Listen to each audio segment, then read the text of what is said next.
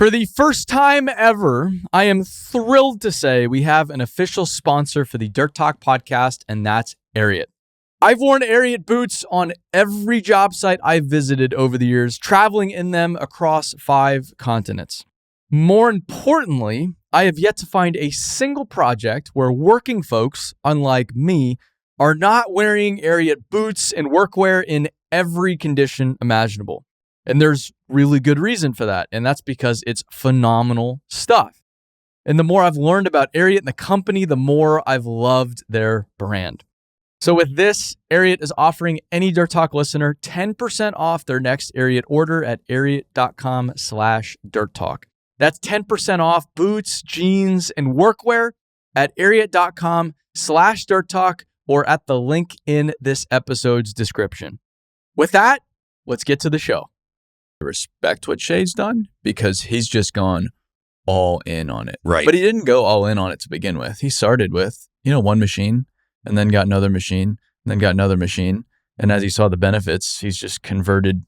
There's not a single machine in his fleet now that's not like European inspired. But then he's also part of, like we were talking about at dinner, that newer generation of contractors that's also sharing about it, which is even cooler. Like, he's so open about, here's the latest and greatest. Like, you would think that traditionally he'd go overseas, find out all the secrets, go implement them, and say, just no one say a peep. I don't want anybody to know. But instead he said, here's everything we're doing and why we're doing it. And he won the Equipment World Contractor of the Year. Yeah, not by accident. And those are the people that set the tone for the industry, and you got to learn from them. But here's the thing. I think the reason he's not afraid to share is there's nobody that's going to replace his people. Mm-hmm. He's built a team for, I forget how old they are, but he's second or third generation, right? Yep. And so if you've developed a good team, then you can share the equipment, because the equipment's the easiest part of it all. The people are the hardest part. Yep. So if you, I don't know. I try to be open and share things because I know I have great people and they're executing what we're doing. Mm-hmm. So I'm not saying that other people in our market don't have great people, but I don't know if there's anybody that's as consistent with their people executing on a daily basis. So, but again, like the fear of sometimes you just got to try one. Because I think my thing is I want everything when I implement it to be perfect. Mm-hmm. And Shay tried one and then got proof of concept, then tried 2 and 3 and 4. Yeah. But we, at times, as people that are watching social media, only see the finished product, right? The 3 or 4. Yeah. But, and then that project he did in downtown Aspen, I believe, is a water main project.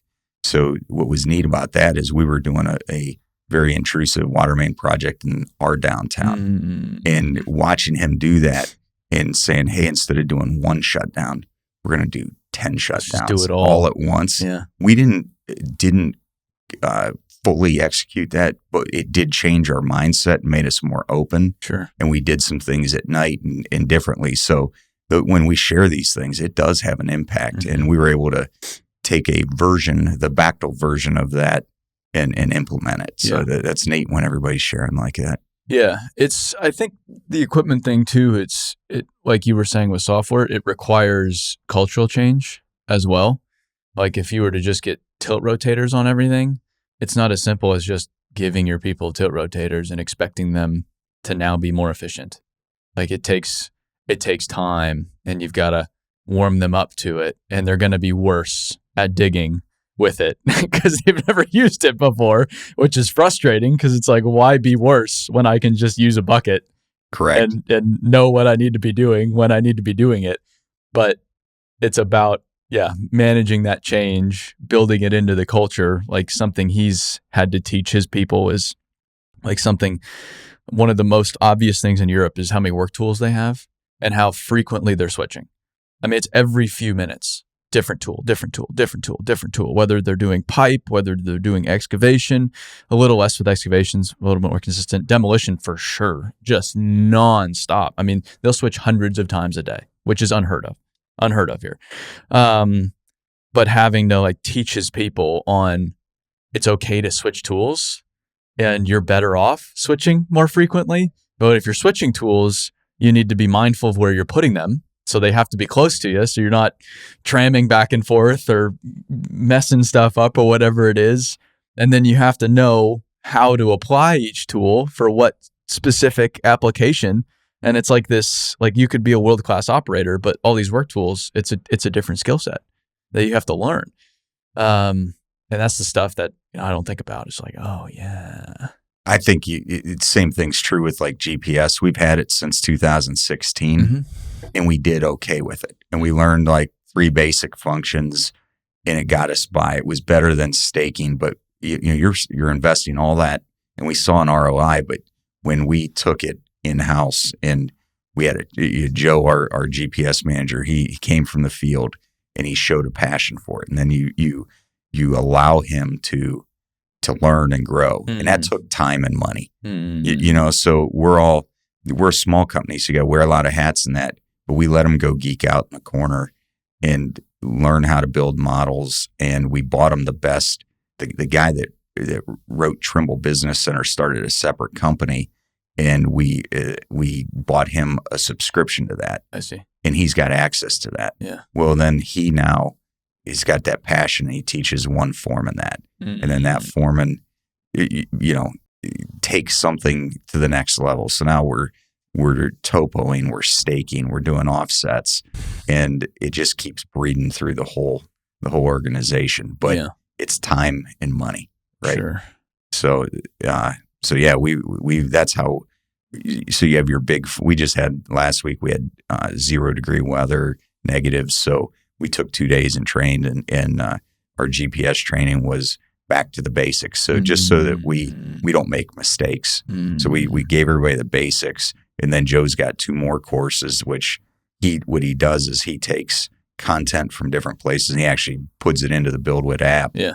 And then has different learning programs for him. So the next rain day, he can then take a group of guys, maybe the guys that want to go to level 2, sure, and teach them. So that's how we're adopting those things. But it takes time and money because it's all paid training.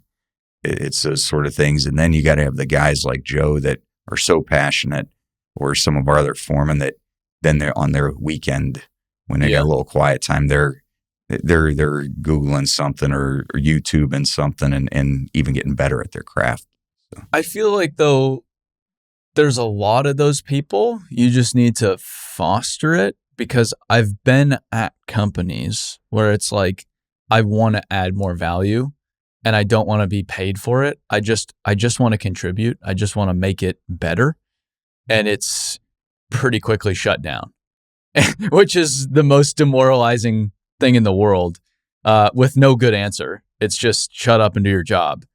And then, like, I'm an ambitious individual, I'd say, but it starts to even wear that down. Like, okay, fine, I'll just shut up and do my job. It's like the company, in a way, somewhat just put the lid on it.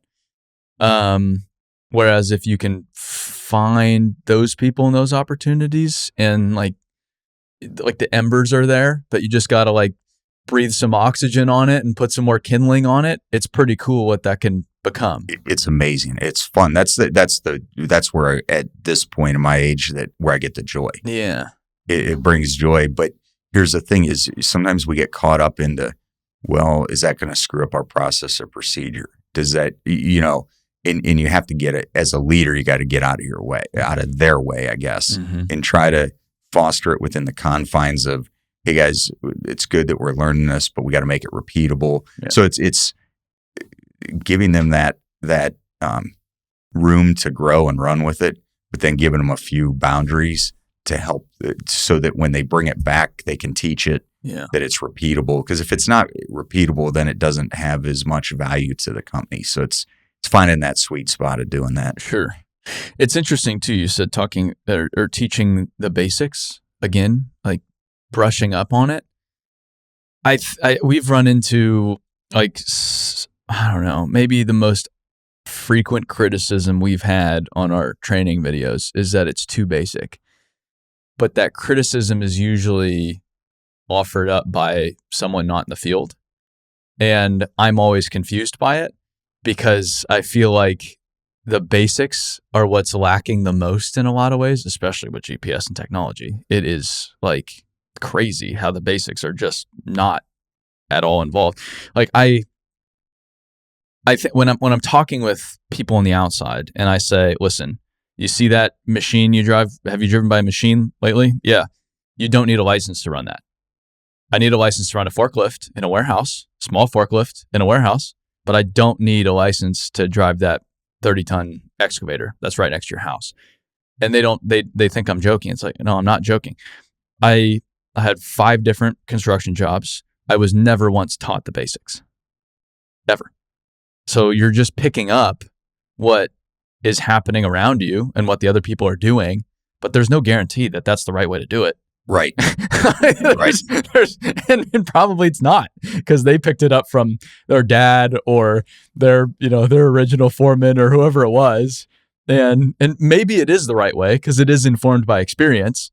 But I've seen a lot of situations where it's not at all the right way to do things. Like even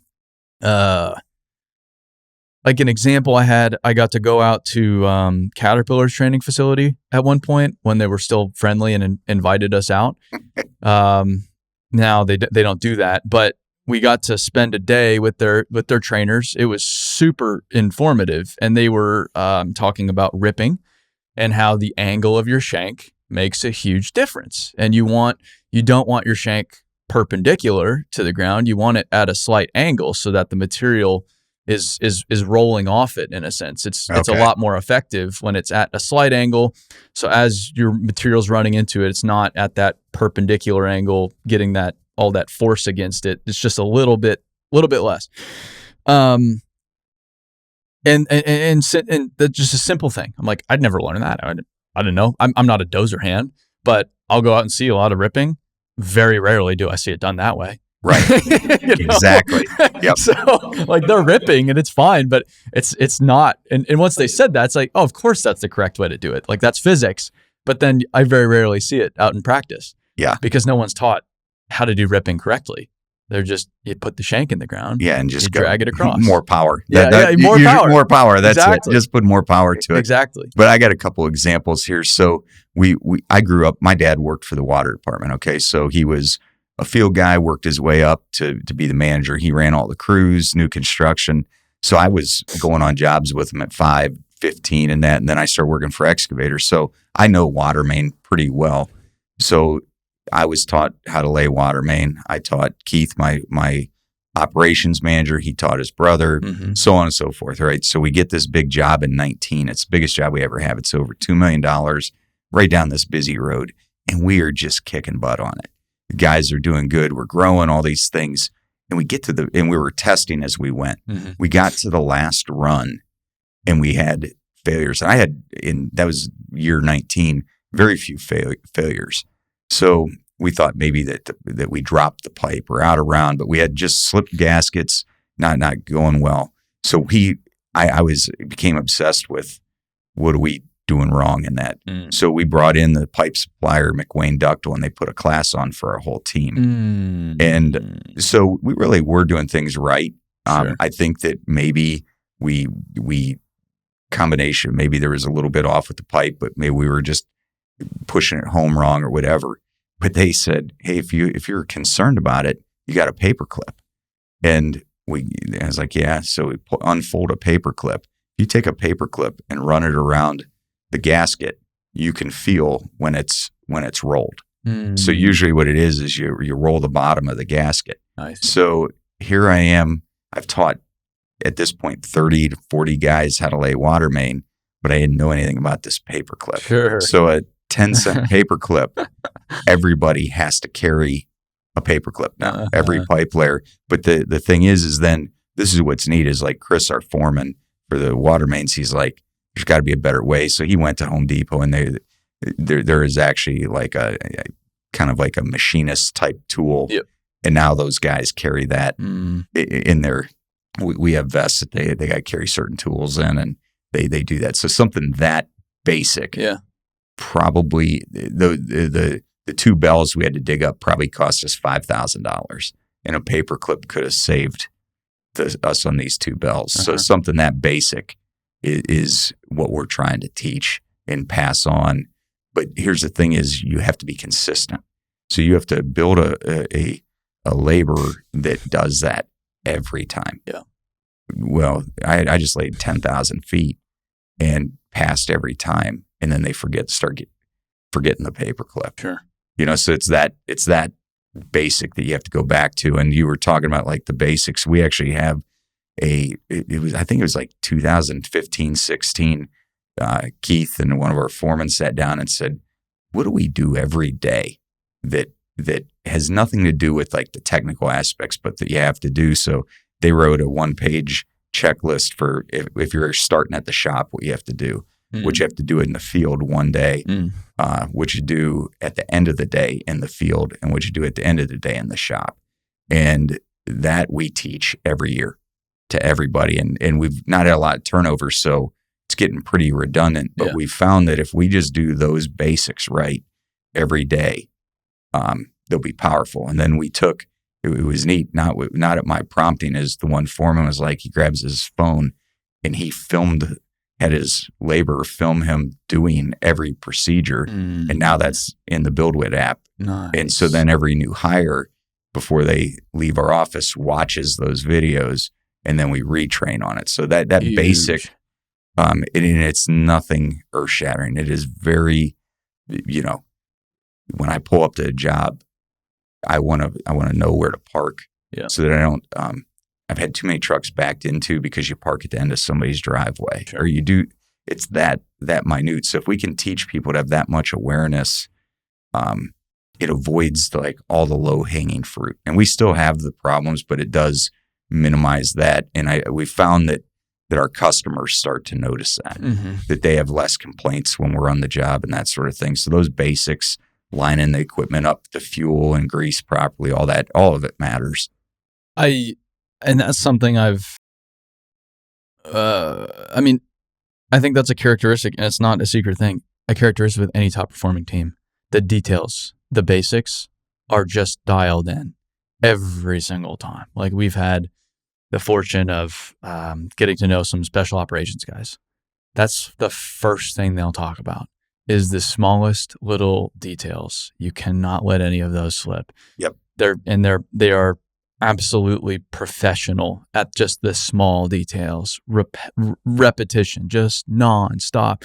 Sports teams, like you can go down the damn list. I mean, anybody that's been extraordinary at sports, I feel like it's all about the details. Like John Wooden, how you put your shoes on, how you put your socks on. Like, making the admiral that said, "Make your bed." Yeah, make your bed. Yes. Yeah, McRaven would make your, like there are a 1,000 examples. Yeah, I think you can go back to the Bible and probably on every other page find an example as well. They're just across the board, and but it's rare at the same time to see that. But in my recent talk, it's like I can go on a job site and by the way the entrance looks, by the way the parking lot looks, by the way if I were to open up a company truck and look at the floor mat. If I looked at how the equipment's parked, if I looked at how the rock is set out on the site, pipes set out on the site, is there trash? What do their people look like? I can probably tell you if it's a best-in-class company and a company that's making a ton of money and attracting the right kind of people by those small things. 100%. Like nothing 100%. To do with the job. Yep. It's universal. It's just like I have not found exception to that. Here's the thing, you think about it, when I was one guy in a truck, I could do that. Yeah. I didn't have a lot of resources, but I could do that. So it's not earth shattering, and I sure as heck didn't invent it. I was fortunate when I worked for the John Deere dealer. I was in parts and service, and I deliver filters to places. I got to see Kokosing and Eigel and Miller Brothers, all these guys that were best in class in Columbus. Yeah. And I just copied it. Yeah. I was like, wow, I really like that. Being a dirt nerd, a geek, like I was they had a 3-acre maintenance shop at Kokosing. Sure. With at the time, the guy was a Army Army specialist managing the whole parts department, because it's basically like running a Walmart or something like that.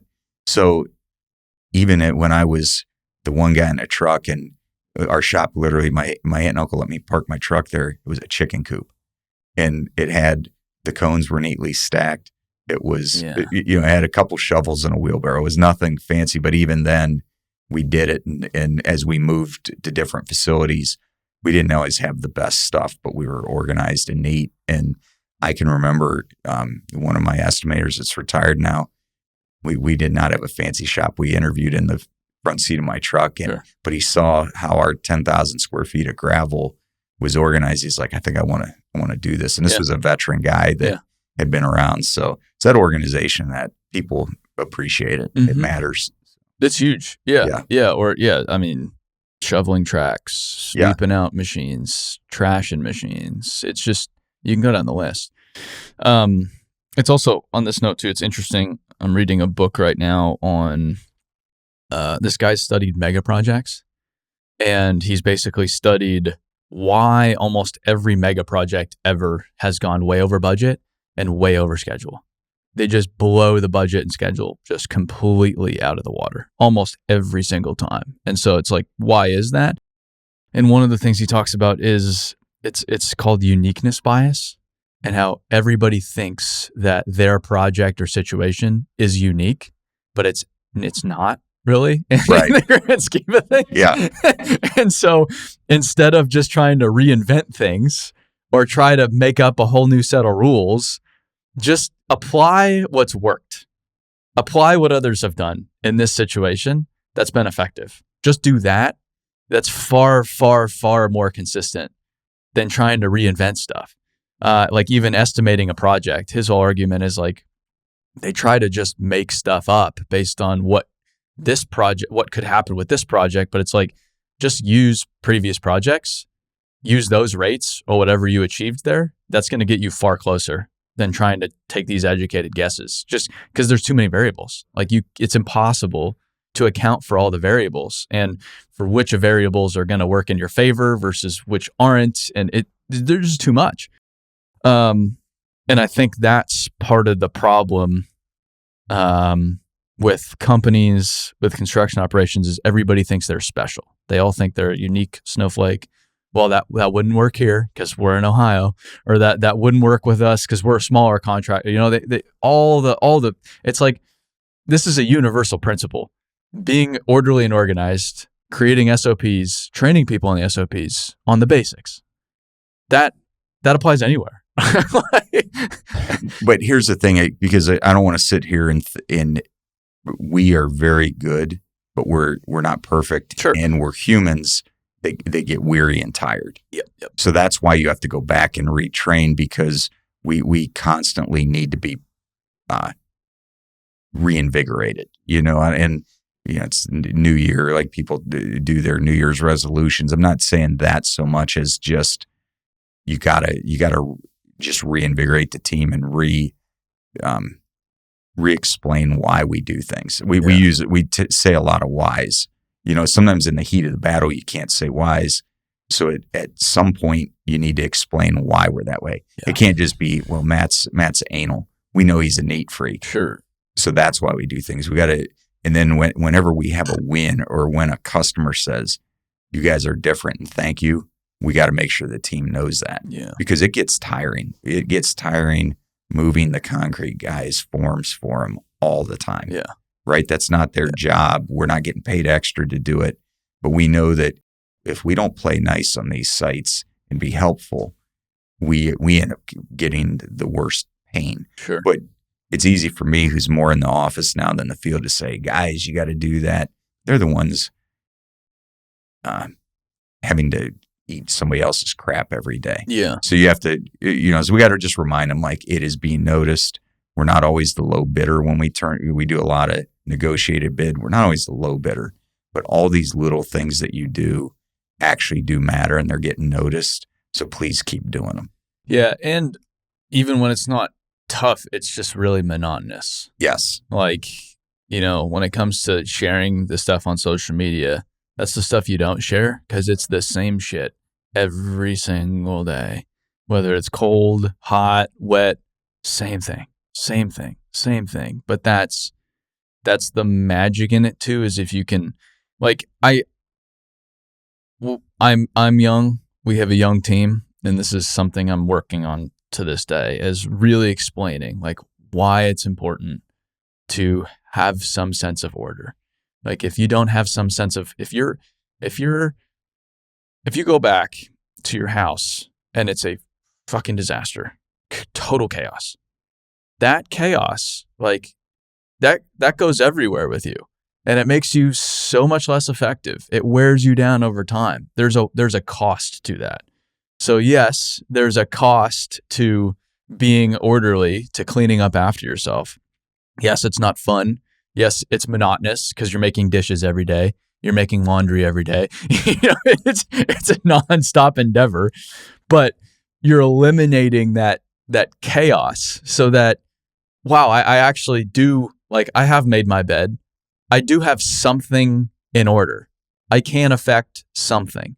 And you won't then look at your bed in the evening when it's made and be like, you won't feel like shit about it. You'll feel like, okay, I do have some sense of control over my environment. And I think that's really important for people. And so I'm right now trying to teach this, because it's like, I'm not being an ass. I'm not being on you about getting your shit together, keeping those details aligned for me. It's for you. And no one's taught you this before, but you better figure this out, because this is probably the one thing getting in your way when it comes to doing anything beyond what you're doing right now. It's not your skill set. It's not your actual job. It's just getting those details squared away and being stupid consistent about it.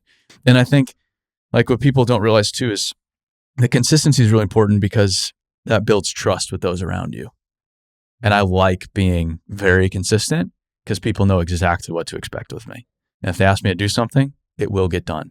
If they ask me to be somewhere at a certain time, I will be there at that time. And so I don't want to be the person that other people have to worry about. I just want to deliver. And I don't always get it right, because yes, I'm a human being, but I'm trying to just be wildly consistent so people know exactly what to expect. They can lean on me for getting shit done. And when you're not consistent, or those details are missing, can I trust you? If I ask you to do this and you've missed it in the past, and you've done it 9 out of 10 times, but you missed on the 10th time, I give it to you on the 15th time, I'm still wondering if it's going to be a miss. Right. Like that's hard. It's hard because you see people putting such great effort out, and then they miss those things. And sometimes if I see great effort, I will cover for them. Mm-hmm. And I got to be very careful of that. I got to make sure that we're holding them accountable respectfully. Yeah. Like I don't yell, I don't scream, anything like that. Respectfully holding people accountable. We've kind of built a culture in the guys where they're holding each other accountable and whatnot. But it's tough to get it right. Like we sit here, whether it was the last time I was on your podcast or now, like people will reach out afterwards and say, hey, it seems like, ask for advice. You got things figured out. The thing is we have a lot of things figured out, but this world's changing so much. Sure. And the environment's changing, everything. So it's trying to maintain order and structure while everything's changing. Mm-hmm. And so it does go back to what you said, the trust. Like people need to trust that, everything's changing, but historically we've been taken care of. We've evolved, we've changed, and we've weathered bad times, whether it's 2008 or, the pandemic or any of those things. Yeah. So, I don't know, that trust it's a big deal though. Yeah. And once I started to understand that trust is just consistent action over time, because all trust is, are you going to do what you say you're going to do? And if I have this whole data set that says, yep, Matt does what he says he's going to do with these 100 different points, the odds are you're going to do it the 101st time. So it's like, I can trust you. It's like, yeah, cool. There's nothing to substantiate that I can't trust you, but that inconsistent data is just because I feel like it's people that are untrustworthy are easy. You just don't trust them. You don't have to wonder. Like, they're just untrustworthy. And maybe that's not within your team, but you deal, any company or any individual deals with all kinds of people, whether you like it or not. So you will be interacting with untrustworthy people. Correct. No matter what you do, where you do it. That's easy, because once you find out, it might hurt you to then figure out, oh, they're untrustworthy. But once you know, noted. Cool. Right. Now I know how to deal with that person. The trustworthy people are also pretty easy. Cool. Yep. Put them in the category. They're going to deliver this every time. It's the people in the middle. Right. It's those, if they're inconsistent, you just don't know where to sort them. And you want to put them in the trustworthy category, but then you've also been burned enough and you're like, and this is really important. And like, this customer's key, they've got to do this, but they've missed, just a few months ago.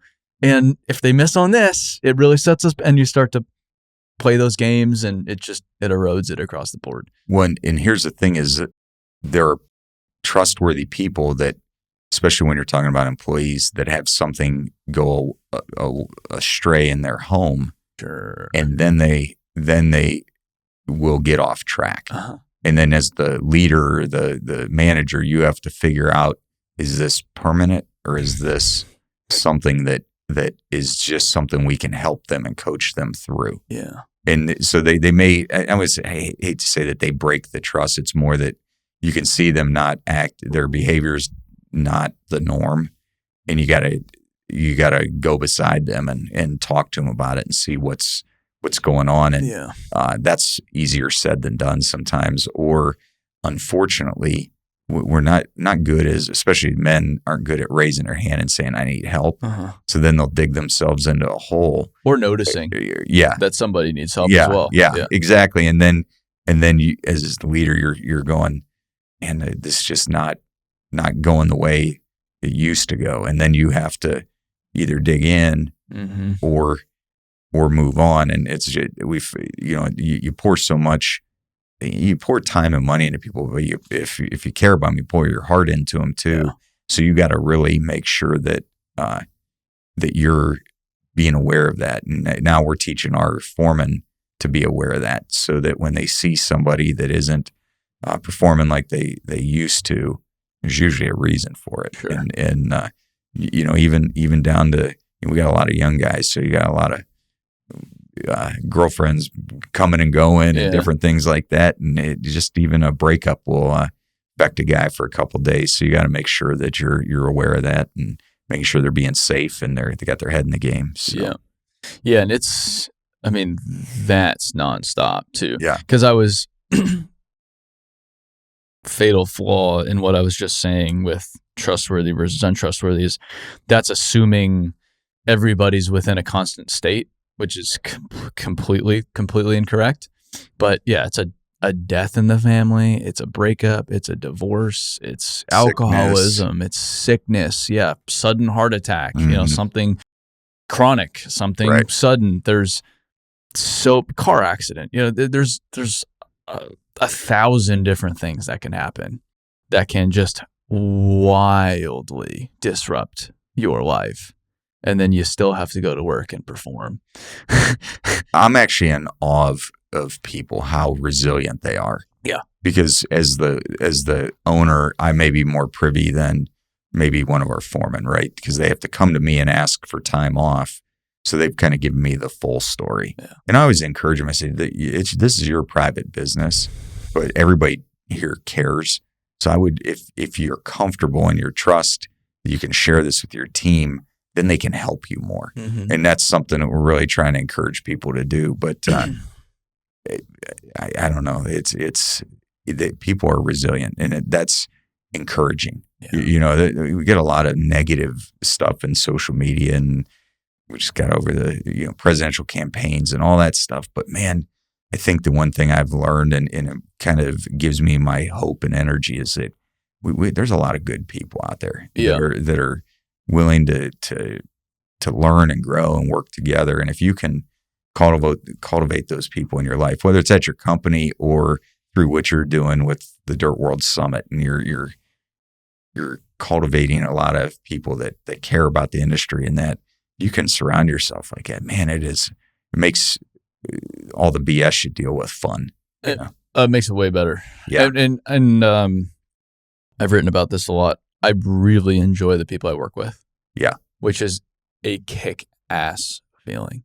Like, and I go back to the teachers in elementary school, middle school, high school saying, when they make the random groups for group projects, like, well, in the real world, you're not going to be able to pick who you work with and this and that. And it's like, now I'm able to pick who I work with, and it's way cooler. Right. Yeah. It is so much better. And I think you don't just have to be a business owner too. I think people should be very selective with who they go to work for as well. Like, the standards need to be on both sides of the fence. And I think employers right now, in a lot of ways, have this victim mentality, which I don't at all like or appreciate. But those are the employers that I think are going to go away. I just don't think that's a winning formula. Is, oh, poor me. People they don't work hard, or they're taking advantage of us, or you can go down the list. And this is like small companies up to the biggest corporations in the world. And then on the other side of the fence, you have individuals that are victims, or always looking, grass is always greener, so on and so forth. But if you're a good, hardworking individual that's doing your best, that's done your best for the company you're working for, and the company you work for sucks, go find another company. Like, I think that's the only way the market adjusts is, and the market will adjust. The companies that do better for their people will attract more people and will make more money, which will then be able to invest further in people. And it just goes around and around and around and around. And the companies that don't, they can only continue to raise wages for so long. They can only, that's their only tool, is money. And that, it only goes so far. And it's like, it does go pretty far. But I don't see that as the future. I could be wrong, but I don't know. I think that a lot of people complain about the younger generation, and that I don't buy any of that. I think that we have to be realistic about where they came from. Yeah. So I have 6 kids, and I've referenced this on before, and it was different. Like, we had the office was in our home. We were doing a lot of commercial stuff. So, like, my dad was able to take me to job sites and that, but my kids didn't get that same experience. Mm-hmm. But they had they listened to the talk around the business table and that. But what I always tell my foreman is when I turned 16, my dad got a little cheap set of ramps and taught me how to change the oil in my truck. Nice. Okay. When my kids turned 16, I taught them how to not drive in the pit at Valvoline. Okay. Yeah. So different. And I taught my kids how to sweep and mow and clean a toilet and do all these things. But there were things that just timing wise, they were very involved. So, they're at dance competitions or band competitions or sporting events. Yeah. But so when my kids are all in their teens and 20s and they're going out in the workforce, they have a lot of skills that other people don't. But then there's some gaps there too. Yeah. Right. And so you have to help them fill those gaps.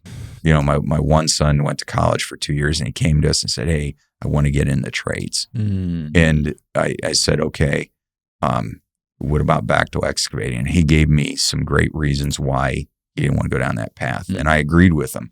So he looked at electric, pipe fitter, plumber, iron worker, ultimately chose to be an electrician. That's great. So here's the thing though, is his experience was mowing, sweeping, a couple years loading trucks at Walmart, not really hand tools and that. But we were fortunate. He had approached a union contractor, and they said, "No, we're sorry. You just don't have enough." Well, he went and worked for a non-union contractor that just poured into him, taught him all the basics, right? Yeah. And then a year and a half later, he decided he wanted to leave our smaller town and move to Columbus. Went back to that union contractor at a brancher and said, "Hey, not asking for a job. I'm just asking for recommendation. And the guy's like, wait a minute, you actually went and gained skills. Mm-hmm. And he goes, you're valuable to us. And they got him in the apprenticeship program in Columbus. He was able to make this big move. And it was but you go back to it. As a father, I was like, man, did I fail him a little bit? Because I didn't teach him how to hammer, or we did some of those projects, but just not the way I grew up. Yeah. But the reality is it probably, going to work for somebody else made it better.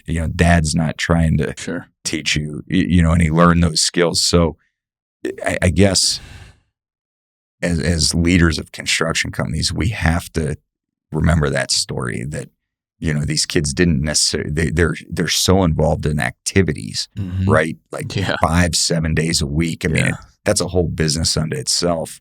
But what they do learn in those activities is commitment, work ethic, how to grind, that sort of thing. They're not necessarily learning these construction skills. So now as I flip it to my guys, we've got a bunch of guys with the heart, the work ethic, raised by good families. We just need to be patient with them and teach them, how to use a shovel. You didn't, unless you grab a farm kid, you're not necessarily getting somebody to learn how to use a shovel and a pick and a sledgehammer and that. Uh-huh. So you have to teach them those basics and just keep feeding into that, and then asking those people for patience, right? Because really, they all want to run the equipment. Yeah. But you need to, at Bachtel Excavating, you really need to master the basics and the laboring. Well, and I think that's the employer's job too, is to teach them why the patience is important for them. Why spending the time on the ground, why spending the time in the ditch, whatever it is probably the most critical experience they'll get in their entire career. Like, that's what I tell people, is they're always trying to get right into equipment. I say, hey, the more time you're in your early 20s, you're 18, 19, 20, whatever it is, the more time you can spend on the ground, the better. Do not rush that. You rushing that only screws you. And especially even if you're going to college or you want to go be a project manager or something like that, like, that is the most valuable experience you'll get. That's the foundation for everything else. But I feel like they don't know any better at the same time. And yes, of course they're trying to get to a piece of equipment. Who doesn't want to get in a piece of equipment? Like, I don't blame them either. But I feel like the details, like you were talking about, it's on us to educate. Hey, here's why you don't want to skip ahead. Here's all the valuable skills that you're going to get that will then help you do X, Y, Z down the road. I feel like the previous generation, I love the previous generation criticizing the current generation because they're the ones that raised the current generation. The irony is rich. But I also think previous generation looks back on the world with their rose-colored glasses and sees the world in a way that it's just not. 30, 40 years, how fast everything has moved in 30, 40 years is very dramatic. Very, cars, for example.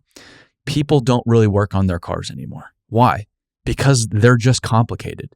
You have to plug them into a computer, and Ford won't even give you the damn software. Don't get me started on that. We won't get into right to repair, but they're far more complex now today than they were 30 years ago, 40 years ago. You could pull your car into the garage and do just about everything you wanted to a car. A modern car, sure, there are still people with that skill set, but it's so much more complex. Even just the number of parts within that vehicle is astronomically higher than where it used to be. And so, I think it's in a lot of ways just an unfair characterization. We did this when we were kids. It's the world was different when you were a kid. Or even I've seen the food thing is really, really starting to get some mainstream energy here, which is, I think, great. But how parents will say, well, we ate it as a kid and we're fine. And it compares the ingredients of the same food. But, back in the day versus now, wildly different. 7 ingredients over here versus 34 over here It's the same thing. It's the same brand. It's the same product, quote unquote, but there's nothing same about it. And I just think people lose track of that a little bit. They don't, I feel like, give that the credit they should.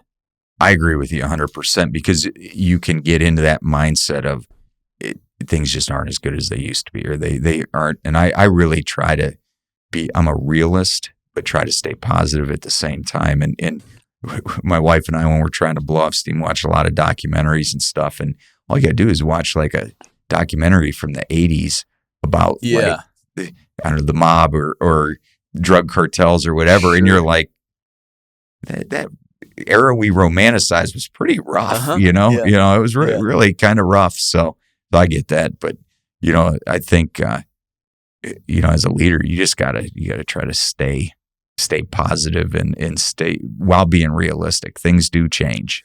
You know, there's a lot of change. And I can't say that like personally over the last 2-3 years that I've always loved it. Like there's been periods of time where I've just had to slug through it and maybe just keep just one foot in front of the other. And then there are times where I'm like, okay, I'm ready to tackle this, and you're energized and charged up and go tackle that change, you know. But at the end of the day, no matter what, it's always going to change, and you gotta embrace it. And usually, if you embrace it, there's some value or return there, you know. And a lot of times you can make some pretty good profit if you embrace that change. Well, I think like realism, being pragmatic is extremely important because. I don't know. I tell people it's like we can argue all day about the work ethic of 18-year-olds all day. And you saying they don't work as hard, it could be true. It very well could be true. They're less equipped for sure for hard work. By I don't know if it's a work ethic thing. I think they're just less equipped and they haven't learned. I think it's a skill, and they just haven't learned. Like I didn't learn in the environment I grew up in, and it's like, is that my fault? No, it's not my fault. I didn't choose where I was born. I didn't choose how I was raised. You know, and most children don't. But you had a passion for it, and you went and chased it. So if you see somebody with a passion for it, you gotta pour into them. Mm. You have to. Man, I'll take all those people. Yeah, you know, and it doesn't mean they're always gonna work out.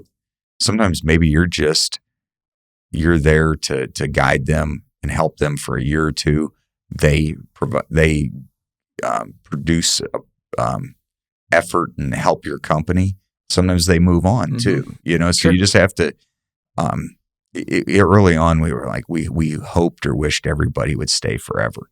Yeah. But I can remember we had a young guy that he was with us, but his desire was to go work for like the city road department or something. So we poured into him, and he gave us 2-week notice. He worked like a lifer till the day he left our company. Sure. Well, when he wanted to go from the city street department to city water department, needed a reference. He got a reference to the point where the guy from the water department called me and said, "Are you guys related?" I said, "No." But that kid gave us everything we had for 2 years, and I respect him for it. And we're going to not, just because he moved on doesn't mean we don't care about him still. Sure. You know, so just, you know, I don't know, there's seasons in your company, you know, and your company's changing. So you have people there for a season, and maybe you outgrow them or they outgrow you, or sometimes you're not growing fast enough for them. Yep. And you just gotta, if you pour into people though, good things will happen. Or you just want to try different stuff. Like, I feel like some of the best advice I was given in my early years was just try a bunch of stuff. You don't know what you like. You have no clue. You've never done any of it. So how do you know what you like? Go do what you think you like, try it out, but then go try this, go try that. You're going to be better off for it. And while I was working for companies for only a short amount of time, I still did my best for those companies while I was employed. So to me, it's like, this isn't taking advantage. One, they don't really give a shit about me. I'm a kid. Like I'm not a critical part of the equation here. And two, they're paying me to do a great job. I'm going to do a great job. And then when I want to go do a great job elsewhere, I'm going to go do a great job elsewhere because the way I can go provide maximum value to this industry is finding out where I should be within this industry. Correct. And the odds of me finding that at one company are very low. Now, it's possible. It's more than possible. But statistically speaking, it's probably low. And I'm super glad I did that. I think that was one of the best things I did because it made me a lot more valuable. Right. It gave you perspective. Yes. So I had I worked for 3 different excavating companies, all smaller size, but still 3 different ones. I worked for a John Deere dealer, but they made me work in parts and service first. Mm-hmm. So I swept their floors and I put parts away, but I got exposed to all these big time excavating companies. But then I remember one semester I did cold calling for Merrill Lynch. That was before mind you, this is in the 90s, so they were still respected. This before the 08 crash. Yeah, that'll build character. Yeah. Having an 80-year-old lady MF, you're calling at 6 p.m. during her time with Pat Sajak or whatever. They're going to be mad at you. Yeah. But man, when I started the business at 23, cold calling was not an issue. So, I hear it on your show a lot and a lot of things, especially construction people. I think we got to be careful of, there was this, you had to go to college thing, right? But I also think now we're starting to say the trades are the best and it's one has to win and lose. Yep. Exactly. I think what you described and I think you and I have actually similar paths to get where we're at currently. So my kids, 5 of them are in that college to young adult age. And I said, what really matters, get good grades, but what really matters is the internships. Mm-hmm. And I said, there's no time in your life. If you're a college student, you get at least 2, if not 4 summers to try things. And I said, it's the only time that when I look at a resume and somebody's job hopped to where it's acceptable to job hop. Exactly. So I think that's the part that people miss. I don't think that I have a business degree from the Ohio State University in marketing. Well, there was no social media in 1998 when I graduated, mm-hmm. right? But I'm taking some antiquated old marketing skills and have applied them to today's social media because I choose to grow and learn in that. And I hear people say, well, I didn't learn anything. I learned how to interact with people. I learned how to study. I learned how to take something I didn't like, statistics or calc, and gut it out. Yep. So I do think that I think that, and it is just a general comment on to say, this whole one person has to win or lose, when really we want good people in this industry mm-hmm. that are educated. And there's more than one way to get there. Yeah. You can get a 2-year construction. You can get the school of hard knocks. But as the employer, we have to just understand that there's gaps missing there and help fill them. So if I got a guy that's a leader that didn't go to college, I might have to spend more time with him on his personal system. There's the Bachtel checklists. But he still needs to have a personal management system for how he approaches his day in that. So we have to teach those things. Yeah, I think college is still wildly valuable. I've had the same questions in my head of why does it have to be one or the other? And I would still argue for college. If someone were to ask me, would you do it again? I'd say I would do it 10 out of 10 times. Knowing everything I know, I would do it. I would do it so many times over. Because it gives you 4 years. At 18, you are a complete shithead, no mm-hmm. matter where you are. You have no idea what's going on. You have no idea who you are. You don't know a single thing. So to have 4 years that are as safe as it gets. Correct. Those are really, and people have argued with me, but it's very low risk, I would say. As low risk as it gets for 18 to 22. Very low risk. For you not only to jump around jobs, which is, again, no one would bat an eye about how many jobs I'd had. No one cared because I was in school. And not only that, but to learn about who you are as an individual, that is worth its weight in gold as well. Just figuring out who the hell you are and the amount of social experience you get and just the volume of data you collect in those 4 years versus working for those 4 years, I would argue in a lot of ways is a lot more valuable just because it's so much more variable and offers so much more opportunity for some critical life mistakes, but not the enormous consequences of those mistakes at the same time. In most cases, what I don't believe in is a degree is going to qualify you for anything. Correct. I don't subscribe to that one bit. I don't think the degree is worth almost the paper it's printed on nowadays. Unless you want to be a professional engineer, CPA, lawyer, etc. Correct. And there are certain roles. Yep. And those are very much needed in construction. If you want to be a CPA, you can be a CPA in construction. We need those people. Right. So to think Yep. like we just need people and machines, like no. We need the whole thing. We need Correct. the whole infrastructure here. And two, I don't think you should spend a lot of money on it. I think people go to these out-of-state schools and spend 3, 4, 5 times the sum on the exact same product that they would get, or a comparable product to what they would get in state if they have that option, which most states have that option. So as someone who has kids, senior in high school we range from 17 to 23, and we've had those conversations. And I think part of what helped us is we provided for our kids, but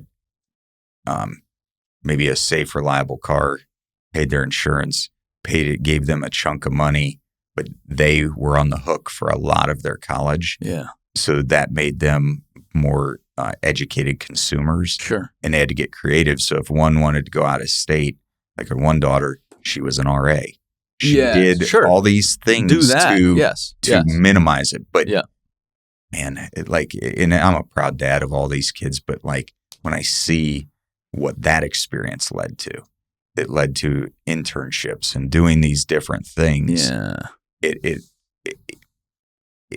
you do it that way where you've got skin in the game and you are making educated decisions, I don't think you have to go, unless you're trying to be like the Wall Street guy that has to go to Harvard to get that prestigious job.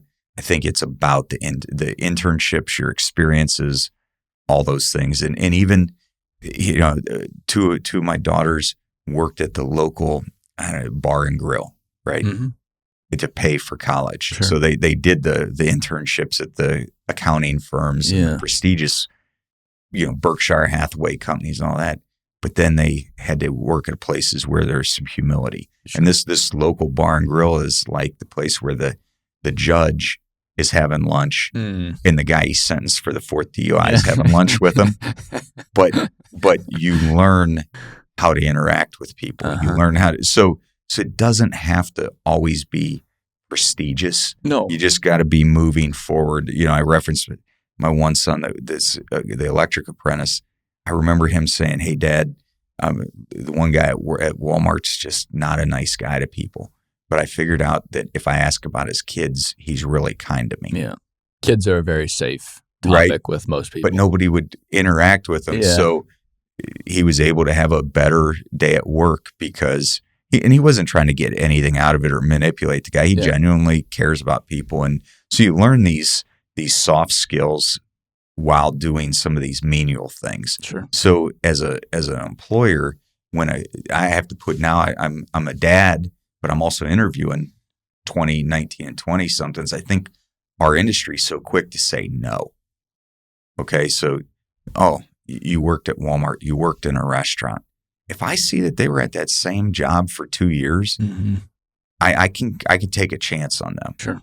If they express that, and what we do, and what's pretty neat is like we'll start them off in our shop.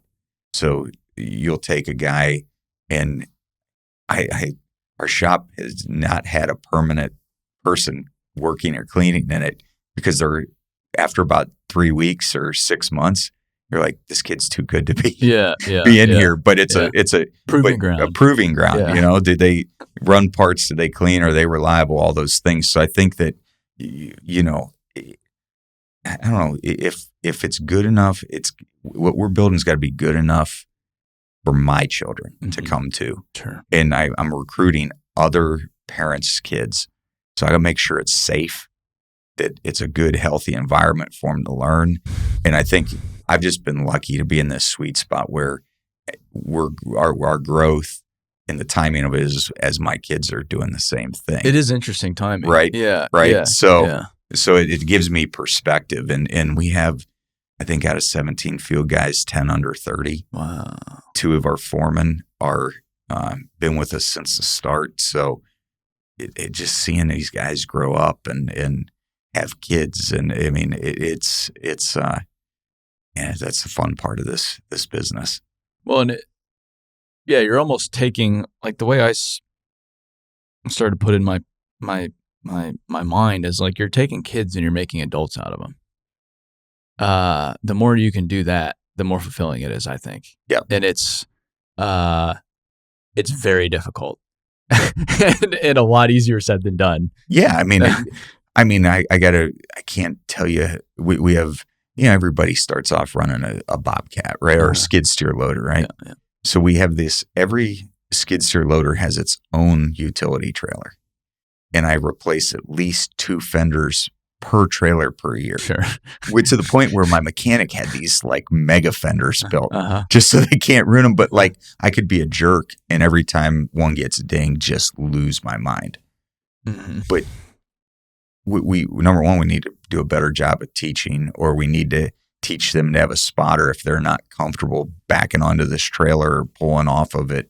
But the point is that, man, it does cost time, and it does cost money to train, but we're a little company and we can still do it. We did it when we were 3 people, and now we're 17 field guys and 5 in the office. And this the excuse of like, well, I'm not, you see like Hoopah's setting the bar high, right? Sure. With simulators and all those things. Yeah. I can still take a guy over in the side yard of our shop, have the gas line marked, and teach him how to hand dig, right? That doesn't cost a whole heck of a lot. Or you can do the take your time and do on the job training. So I think we just have to take the excuses out of it, and just, you know, we post videos of our training, and that our training room is just this long, narrow thing, this room that the previous owner of the building had cubicles in. Nice. So we put a TV on it. We went to Walmart or Sam's Club, bought black chairs and tables that they all match. It looks kind of nice, but they're not like $high leather office chairs or anything. And we train there. But we used to train in the basement of some old house where the ceiling was low. And so you don't need fancy to do these things. Yeah, and the fancy stuff is great. I think that perception of training, though, does the industry a disservice for exactly that reason. You look at it like I don't have simulators. I can't afford a whole facility that's just for training. Like that's great, but that's so far out of reach. Or Knife River, right, is the next level. Yeah, that's crazy. However many millions on this facility, many millions. But I like their story too, because it's like, here's where we started 15 years ago or 20 years ago, whatever it was. This was the training program. So it's not about this. Like, this is great, but this is the result, like we were talking about when we began. You see the end result. You don't see the beginning, because the beginning, there was nothing really to it. But that's where it starts. And doing something is much better than nothing. Correct. Which I think. And that's why having people and you like you in here is so valuable, because I talk with a lot of companies that are much bigger, but then that's the biggest criticism from the smaller companies is like, okay, that's great, but like it doesn't apply. It's just not relatable. But I'm sitting here, I'm like, well, yes, it's not relatable, but all of these themes are the same. It's all the same principles. It's just applied differently. Well, think about this. If somebody wants just a real world example, so we have a 3-acre shop, and to teach GPS, we had 4 or 6 control points set around our facility that are permanent.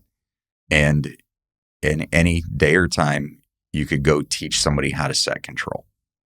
And then we have just a small area where we store equipment in the back and we have a pile of asphalt millings. And you have a model built that has a 20 by 50 pad, and you just push the asphalt millings back and forth. Yeah. Like that's our training. That's Knife River, right? Yeah, yeah. So it doesn't have to be in we have a nice shop and facility now, but when we were across the street at this 30 by 30 barn and that, I could have still done the same thing. We'd have maybe had to get a torpedo heater in the barn or whatever if it was a cold day, but you can still do the same thing. So I would encourage people just to do something, try, We do, like we were just like talking in circles about leadership training and looking at echelon front and this and that. It's all out of money. And we've gone through quite a few years now where we don't have a lot of money. We don't have the money to spend. I would love to do it, but it's just not possible. It's just not feasible. So then we just wouldn't do anything. The usual. It's this tale as old as time. And then I'm like, why are we not doing anything? This is the dumbest excuse. There's so much material available. Why don't I just have a monthly call talking about some kind of leadership topic? So all today will be, we're going to revisit, we've talked about it before, we're going to revisit extreme ownership. We're at the beginning of the year. Let's talk about extreme ownership. And I have a 10-minute video. I was actually looking up, this was funny, I was looking up Jocko videos on this, and I found the Build With Training videos. But on YouTube, I didn't even know they were on YouTube. So good information. But I found him, and it's, again, I forgot this video existed, but I pull it up and it's me asking Jocko at his table at his studio in San Diego. I'm laughing because we just had leadership training last week and watched that video. Okay, good. Yeah. Okay. So we did that. 10-minute video, and I'm going to show the 10-minute video and we're going to have a discussion. Hey, when was a time where this was, when you displayed extreme ownership or you saw it displayed in a positive way? When was a time where you or somebody else around you did not take extreme ownership? You just have a discussion. There you go. 30, 45 minutes. It just costs time. That's it. So this was really neat is that we identified making sure our foreman had leadership skills as one of our strategic initiatives, right? Along with replacing me as the project manager and implementing some software. We had 3 big initiatives. What was neat, though, is this time, usually a lot of it in the past, the training came from me. But Joe, my GPS manager, who also handles our Build With training, and Keith, our long-standing superintendent operations manager, they said, we got this. And they shut the door to our conference room. And on a Friday, they just went through everything. So they had extreme ownership, dichotomy of a leader laying out. Sure. They were watching the Build With. Echelon's got a bunch of YouTube videos. Yep. So they basically pulled in some of the Build With, some of the Echelon front, had a print of the OODA loop, which is what we were teaching that day. And that was it. It didn't, it cost, I'd say 4 hours of their time. So whatever that's worth on a Friday. And then we came in and from 8 to noon, we just went over that content, but we chose that because we had paid for it and it was readily available. But the conversations between stopping the video are what really matters. That's the valuable part. That's the valuable part, and then, a lot of times when we do training, we bring in pizza or barbecue or whatever, but then we went and actually took a minute and had lunch. I can't remember when. So it was my wife and I and the foreman and the office staff. We just went and I don't think we barely talked an ounce of shop, but we got caught up on family and everything. Sure. And it just reset the tone, right? Yeah. And gave us energy and so didn't cost a lot. So it cost me a lunch a little time to be organized. We had 3 handouts that people could take notes on, put in their, a lot of our guys carry binders just with stuff that they want to reference and that. And the feedback's been great. Now we got to actually go live it, right? Yeah. You got to go live it too. Not for the hard part. Yeah. But I am on the training front, like I was saying last night, it's taken us just even quite a few years to understand training in the industry, just because we're charting a new course, which is oftentimes messy. But what we've realized is it's not really the video that's the valuable part. It's the discussion a simple video can foster and can help facilitate. Because I say, and it's anecdotally, but probably 9 out of 10 safety meetings I go to, toolbox talks, whatever, morning meetings, are identical. There is very little value in any of these meetings. And to me, it's a huge missed opportunity, because that's the only chance probably that crew is together for the day, in not doing other stuff, not eating lunch, like just together. And that's the one opportunity the crew leader, whoever, has to address that team and to build that team. And when it's slips, trips, and falls, stay off your phone, wear your damn hard hat. Hey, can you put your gloves on? Stuff like that. All right, let's go to work.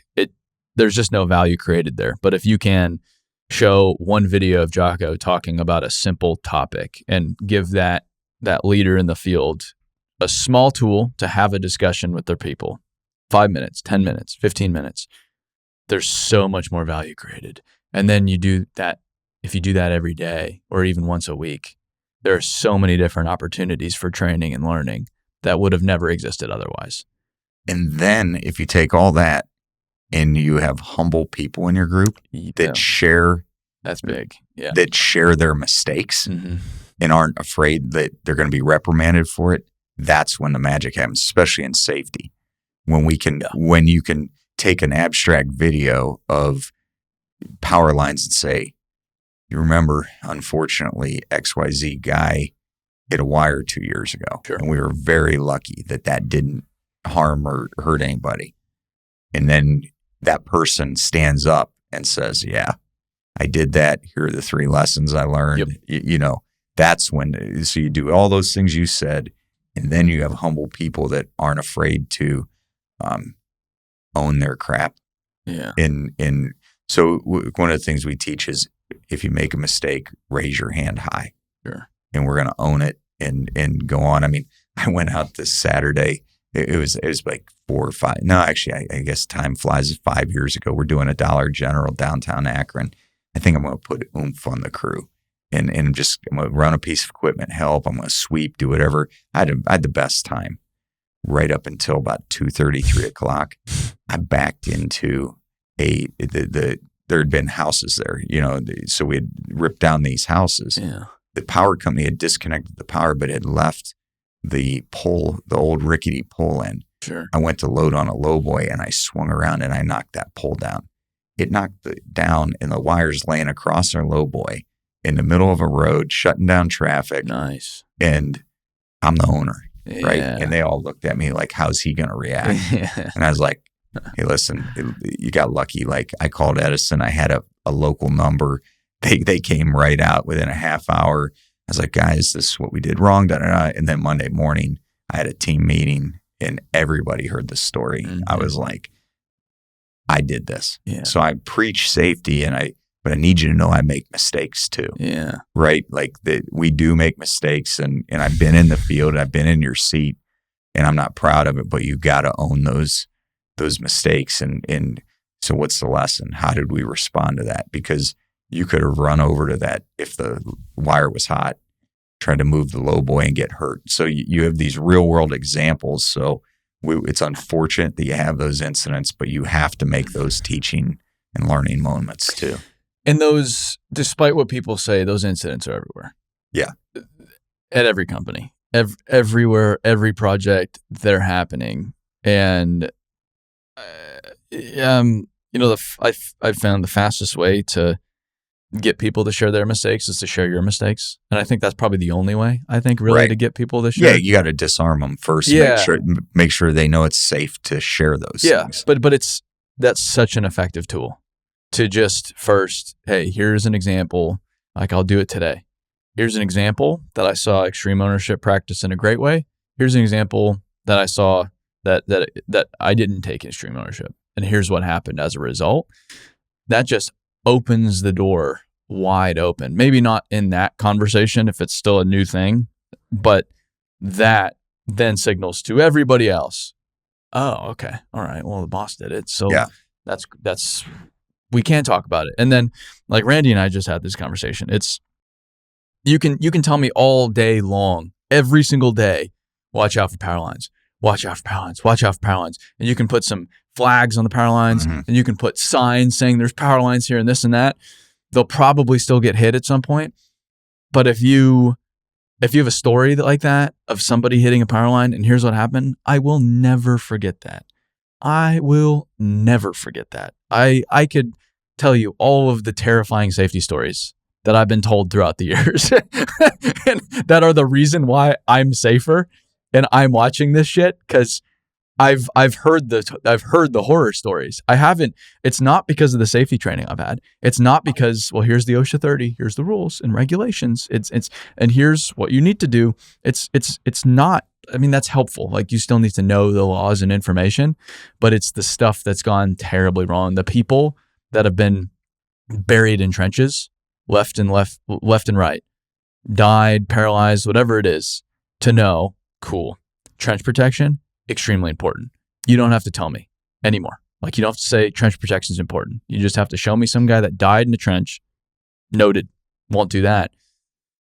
Yeah, unfortunately, we had that incident in our community with another excavator maybe 15 years ago. Yeah. And we know one of the survivors. And every time we have trench talk, we're like, we know somebody. This didn't happen in Columbus or Cleveland. This happened in our community.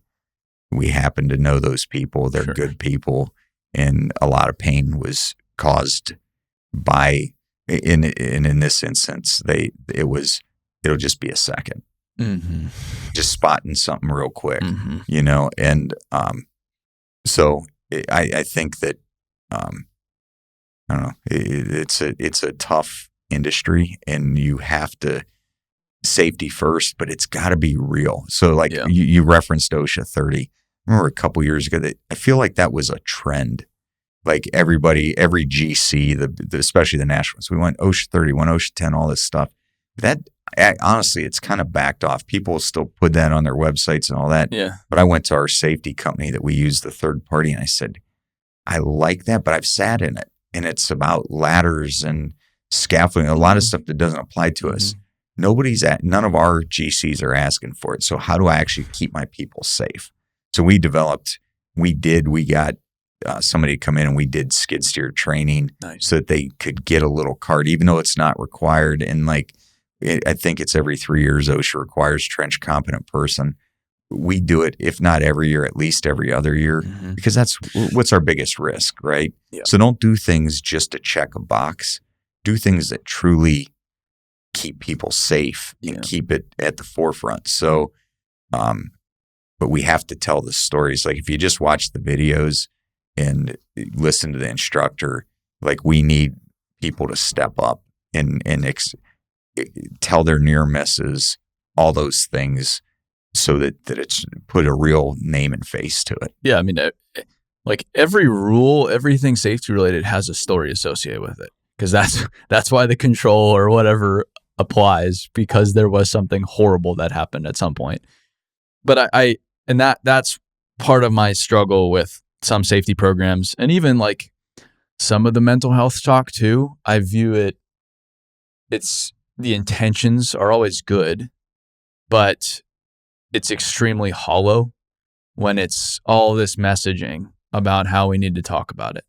You know, you can talk about it here. And I make a video telling our people we can talk about it. And that's it. Like, I don't think I don't see that as very effective. I would see it more as like, hey, we need to talk about it. And here, if I were to provide a positive example as a leader, if I were to offer some degree of vulnerability, because everybody's been there, here's when I was in a tough spot, and here's what happened as a result. And thank goodness I had so-and-so to talk to. That makes it 100 times more valuable, I think. And it's like, I'll watch some of these videos or see these posts, and it's like, that's what I want. Like, give me something, make it real. And then they just go right up to it, and then it's done. And to me, that's just not all that effective. And it's good that we're talking about it, but it's like, it needs to be a real conversation. If it's just talking to talk, like, I feel like a lot of that, it is a lot of that right now. We got to check the box. We've got to do this. It is a problem. Well, it's Mental Health Awareness Month, so I got to have 5 posts on exactly. it. Yes. Just to gotta fit check in, the box. Yep. check in, Yep. and like, do you really have a giving heart? Do you really care? So it's teach in leadership training, talking to your people about noticing when your teammates are not acting themselves, and then coming beside them and say, hey, notice thing you seem a little off today. What's going on? Yeah. And then having some skill. So we just had every year I've had somebody come in and talk about our health insurance program. And for this is another thing, like, we're a small business, but I would put our health insurance against anybody's. $1,000 deductible, $2,000 a family. Like, we want people to keep what they make. Yep. And they don't always understand that. So I feel like it's my responsibility as the leader, give them the best health insurance possible, which includes counseling, mental health stuff, all these things. And at the smallest deductible, because a lot of guys, as much as I'd like to think that we've helped them learn finance, some people live paycheck to paycheck. So one birth, one big medical thing can wipe them out. Yep. So we're trying to, and I'm going to tie this back into mental health. You have to, it's not just to say, we support you if you need anything. It's actually to say, we have an open door policy, but please actually come through the door. Because a lot of times I think I'm pretty approachable and have an open door policy. Yeah.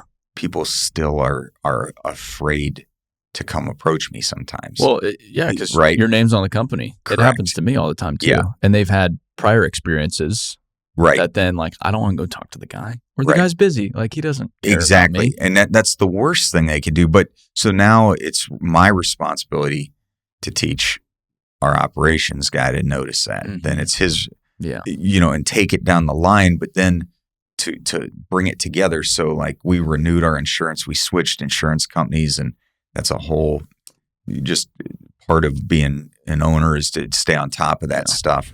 And when the guy's like, hey, I'd like to come in and talk to everybody, I don't know what dawned on me, but I realized that we subscribe to a lot of things and don't use them to their fullest. So this year, I had them come in at 5 p.m. So it was paid for our guys or gals, whoever are the employees, to sit through it, but they were allowed to bring their spouse. Because if you think about guys in particular, they a lot of times don't handle that part of their lives. So I said to the spouses, I truly want you guys to use this. And I know that some of you are facing big stuff, births and surgeries that have big tickets. And I personally can tell you, as a father of 6, that we weren't using it to the max. Yeah. We have a $2,000 per family deductible. And you shouldn't really, other than copays, pay a dime more. But we hadn't trained everybody on how to use it. But then we said, hey, this is Brenda from the insurance company. This is her cell. This is her. And when you have these big life things, keep all those bills. And if you need help, this is the person to do it. So as it applies to mental health, it's got to be the whole thing. Because if it's cost and you're fearful of, you're already living paycheck to paycheck, and then you're afraid for more expense to your family. Yeah. Then we've given you a benefit, but you're not even taking advantage of it. Well, I think that's quite good too, because the people that work at your company, if they're married, they're half the equation. Correct. If you don't have the spouses on board, that can get in the way pretty quick of somebody working for your company or making the decision to work for your company. Like that's a key decision point I've seen with our benefits is like pay's one thing, but what are the benefits? And it's not even the person coming to work for us asking. It's typically their spouse, or oftentimes it's the spouse, especially people with kids. Like if they have kids, that is like question number 2. What am I getting paid? But then what do the benefits look like? Because I've got 2 little kids at home. We've got to figure this out. And involving the spouses, that's quite brilliant. Yeah. I mean, it makes sense. It makes perfect sense. But it was like, where am I failing? So here's the thing. My wife and I, she works from our home office, but we got the new documents. They're in a folder still in my briefcase. So even I failed as a husband to bring those documents home and say, hey, here's the latest details. Now she brokered the deal and knows a lot of that, but still I dropped the ball, right? Not as the leader of Bachtel, but as the leader of the home, as the husband to do that and keep her in the loop. So if I'm failing at that, I can imagine the other guys are too. So it's just trying to make decisions that really matter, like not just to check a box, not to do that, but that really matter to people's well-beings. If you can do that, it's not rocket science. It's nothing, my motto this year is like, we pay for a lot of things and we're only using a fraction of it. So it started with the health insurance because, our little company, we're going to do we did just under 11 million or something last year. Yeah. I think our premium just for health, not for dental, vision, all that, is $21,000 a month. I can buy a lot of dozers with that if I could. Yeah. But so if you're going to give a benefit, everybody should really know how to use it and max it out. And so we'll see. We'll see if and I think that we'll probably have the meeting next year, right? Yeah. Because new people, but people will need a reminder, even the people that are the responsible ones. So we got to do that. Well, and sometimes too, it's like, I don't have kids right now. I'm healthy. I'm a young guy. It's not, I don't really care about health insurance, but then I have, a kid on the way. That next year, that next meeting, I'm going to be listening a lot more carefully. Correct. Well, and here's the thing is like, we have a young guy, he in his younger life raced dirt bikes competitively. So we have a short-term disability policy. It doesn't cost us much to provide. We provide it, but he needed surgery. It wasn't a workers' comp claim. Needed to miss 3 weeks of work in the field. He used it. Sure. But if you get pigeonholed into thinking that wouldn't count or something. Yeah. But if they really understand everything they got, that stuff actually matters, and then I think we've had 3 or 4 people take advantage of that. We had a older gentleman that was a laborer and wear and tear carpal tunnel stuff and took 2 months off in the winter to have surgery and was compensated, so those things, and they cost, I don't know, $5 a month per employee for that short term. Yeah, it's pretty cheap. Yeah. So those are the type of things that I would just, I guess, if it would encourage people that even if you're small, you can provide those things. Like those are things that we've provided since year 2, Yeah, we've had a similar program since year 2. It's just a matter of prioritizing it. Correct. And just working it into the business model. Yep. I feel like it's a lot harder if you're trying to make it as small as possible and then try to make that change down the road, because it's not like your business model. Your model just doesn't account for it. But I've never once regretted having a great insurance program, a great benefits program. That's never once been, even when it's been really tight, we've never once gone to the benefits. Like that's where we're going to cut. We're going to cut on 401k. We're going to cut on insurance. We're going to cut XYZ because it's not in anybody's best interest. 100%. And here's the thing is sometimes you got to rely on professionals. So we were facing a 26% increase 2 years ago. And the guy was like, hey, if we switch, you can raise your deductible. I said, I really don't want to do that. Well, now we have and it's not secondary insurance, but a second card basically to cover the deductible. Mm-hmm. So the primary institution, we have a $5,000 deductible. But if by just showing a second card and us paying a small fee for the right to use that second card for this, I forget the exact industry term, but secondary insurance, we kept the deductible small. And the only inconvenience to our people, including me, because I use it, is I got to carry 2 health insurance cards. Yeah. But that's part of the reason that we said, hey, if there's any confusion, Brenda will help you out. You mean to tell me health insurance isn't straightforward in America? Yeah, later this week we have Rich Jones from U-Turn Health coming in. Their videos from a mental health standpoint are by a long shot the most effective. Okay. Because I think it's one, it's just very simple information broke up in small chunks, which I think is great. But 2, he's like, yep, I'm a recovering addict. And he starts talking about addiction. And it's like, well, this is a lot more effective. Like that gives, instead of being a doctor or whatever, like that gives him a lot of credibility. Like, cause that to me is like, yeah, I've been there. I've been through it. And here's what I've learned. And he weaves these personal examples in throughout the course. It's like, oh yeah, okay, this makes perfect sense. And I'm so much more willing to listen to it. And I've actually learned a lot from them. Yeah, they talk a lot about, like what you were saying, about how to notice the behavior of others and what to do when you notice the behavior of others. And they walk through sample conversations of how to approach those people and how to navigate the conversation and how to follow up with them. Like it's extremely tactical. Okay. And it's stuff I've never heard before. Like wow. That sounds powerful. It's phenomenal. Yeah. Because we signed up for U-Turn and they said, hey, every leader has to go through our training.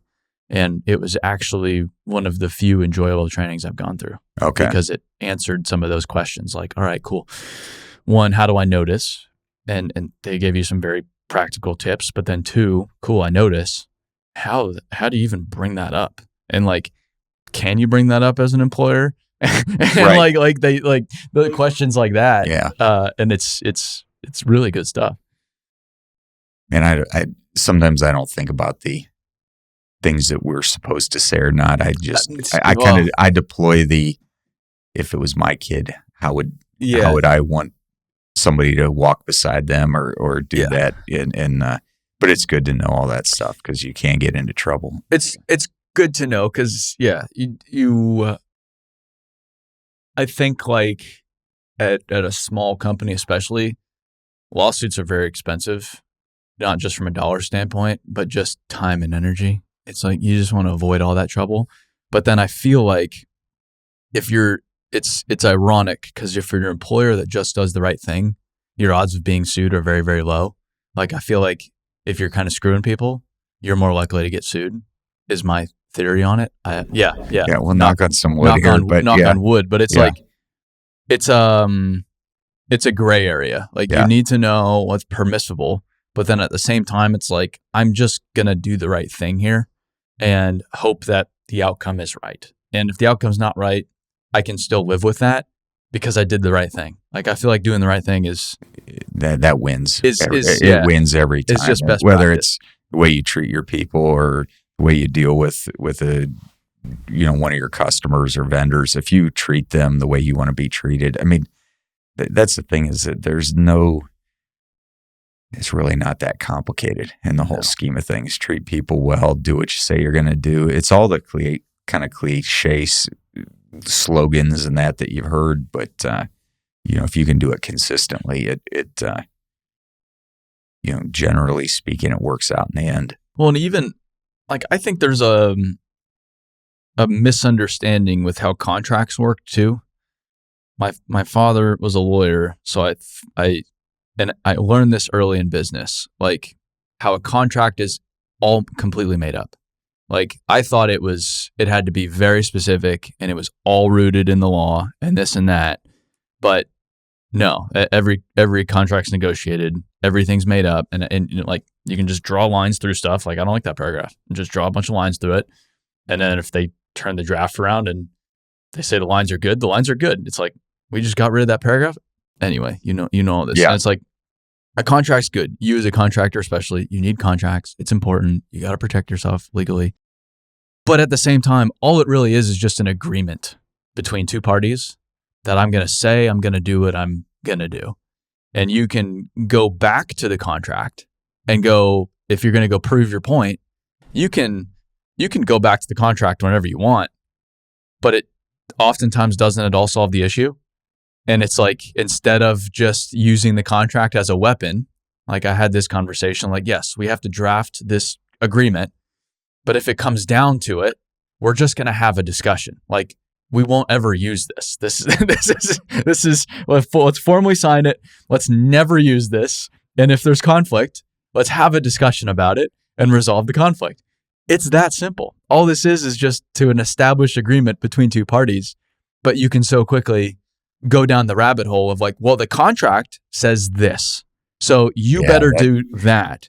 And then you weaponize it, which happens all the time and makes a complete mess out of a lot of relationships or business transactions or whatever it is. Yeah, that if you want to work with somebody long term, using the contract does bad not practice. It's bad practice because I mean you gotta live with them for a long time, especially maybe in Nashville you can burn a few bridges because the market's large. Yep. But in Massillon, Ohio, I can't do that. Yeah. I mean, because all it does is if I burn up the bridges local, that means we got to start traveling. Mm-hmm. We've got to go an hour north to Columbus or 2 hours south to Columbus, an hour north to Cleveland. No, we'll try to stay local, have repeat customers, repeat relationships, be fair. And sometimes you do have conflict and sometimes you got to meet in the middle and still way ahead of lawyer fees and that. But, if it gets to that point, you probably have burnt the bridge with that customer, and that's not a good place to be, especially if there's a limited number of customers in your market. And even if you're right, like you could be dead right and still be wrong. But I think a lot of people do that because they just don't have the leadership and communication skills required to navigate something like that, or to have that conversation in a calm, mild mannered way, or to negotiate on something that could be wrong. Like I feel like people just don't know what to do. They think they should pull the contract out, but then in reality, it unravels everything. You have to, I don't know, but you have to understand it inside and out. Yeah. But then try not to deploy it at all. Yeah. So even you got to anticipate and think ahead.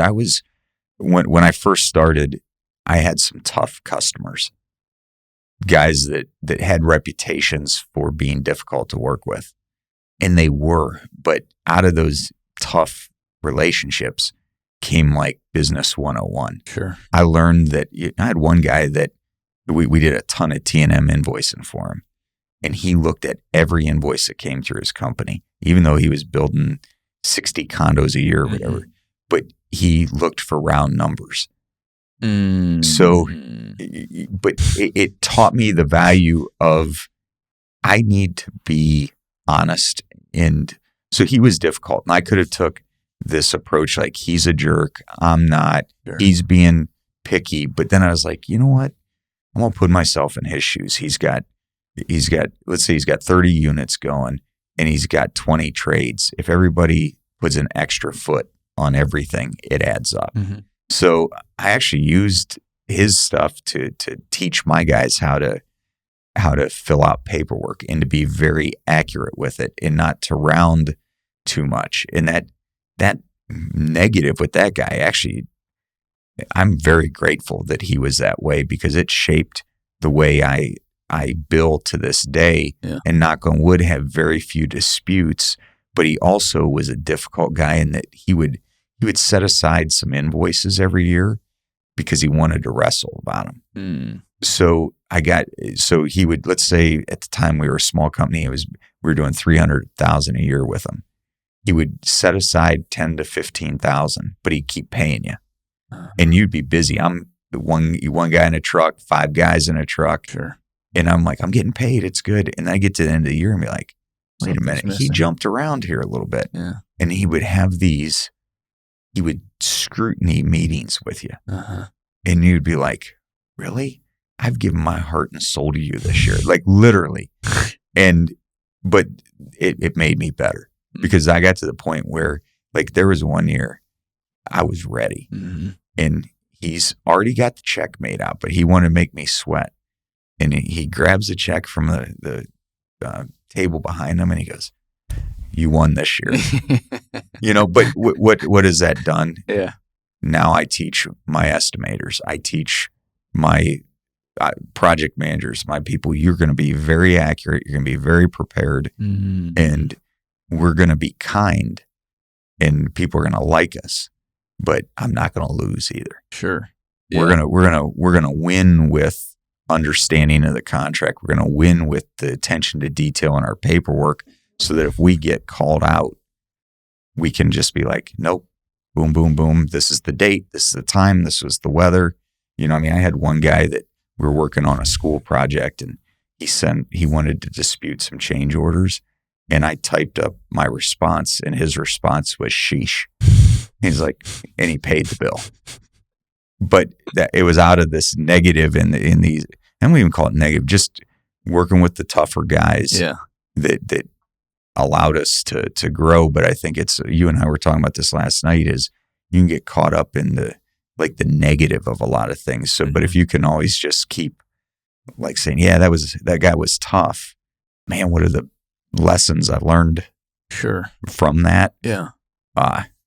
Or that guy's tough, but like, this is good work for my people. Yes. Let's keep doing it. Right. Because this is bigger than, especially as you grow a company too. It's like, well, this is bigger than me now. Like this isn't, I mean, yes, you have a family too that you've got to support, but this is bigger than me and my family. Now this is me, my family, other people, other families. So I've got to do what's best for the whole thing here, not what my ego is saying to get involved in. Yeah, that was the best advice. I had a local plumber that just has a fabulous plumbing company, like super organized in that, but his demeanor is so calm. Yeah. And he works with the best GCs, but he works with some tough ones. He's like, Matt, just check your ego at the door. Sure, yeah. It's good. You'll get paid, and at some point, it'll all be made up to you. Yeah. Just do that. And I was very fortunate to have that person in year 2 or 3 remind me of that. And I don't even need him to remind me anymore because I just think about that lesson that he taught me. So it's good. I'm grateful I have a calm demeanor as is. That's really helped me out. I feel like it's a lot harder when you just get worked up pretty quick. I just don't get worked up very quickly. But even, I mean, I'll notice it. Like, it's just interesting even being more aware of my emotions now. Like this morning, I did what I wasn't supposed to do. Right when I wake up, I get up, I get ready for the gym. Before I go to the gym, I open my emails and I look at my emails, which is just dumb. And I see some group said, no, we can't go somewhere. And it just immediately just pissed me off a little bit. Then I put my phone down and I'm kind of walking out the door and I notice I'm pissed off. And I'm like, why am I pissed off? It's like, oh, because they just told me to kick rocks.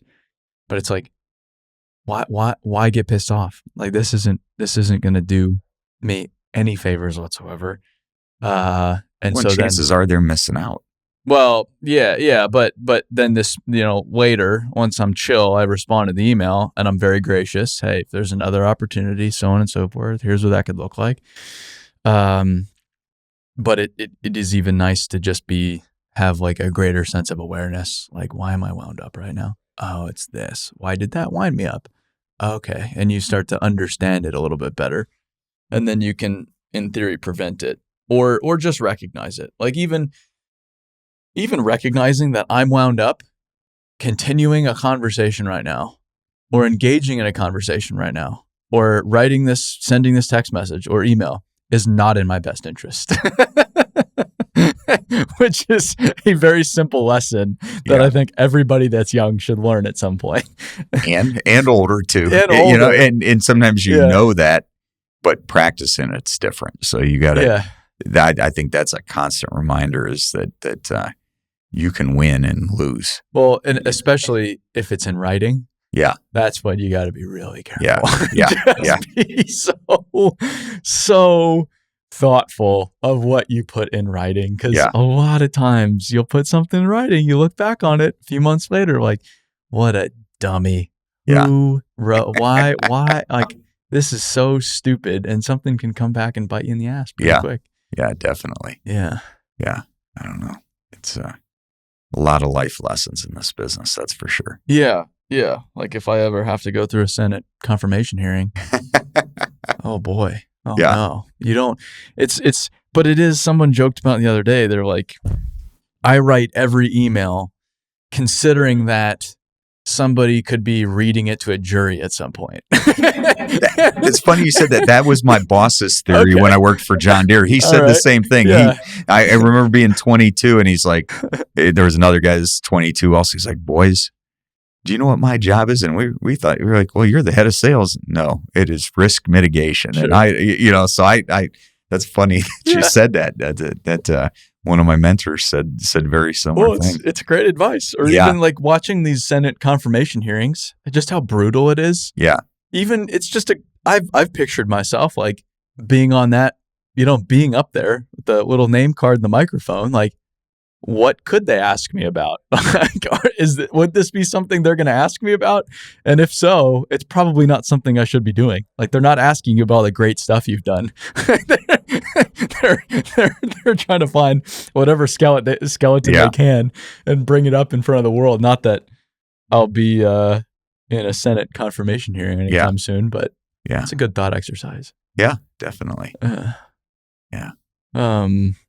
No, it's good. It's fun seeing how you guys are changing and growing, because like what you were explaining earlier, you've been doing this 25 years and you were really you were doing it a certain way for a very long time, and then you've said you've seen all this other stuff going on and it's helped open up your mind to different ways of doing things, and now you've gone on this other journey now that is, well, how could we do this better? How could we grow our people?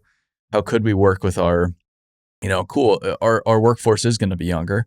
How can we work with that rather than against it? How can we better implement our technology? What systems do we need that we don't have that are holding us back? And you've been in it for a few years now, and I know it's been exhausting.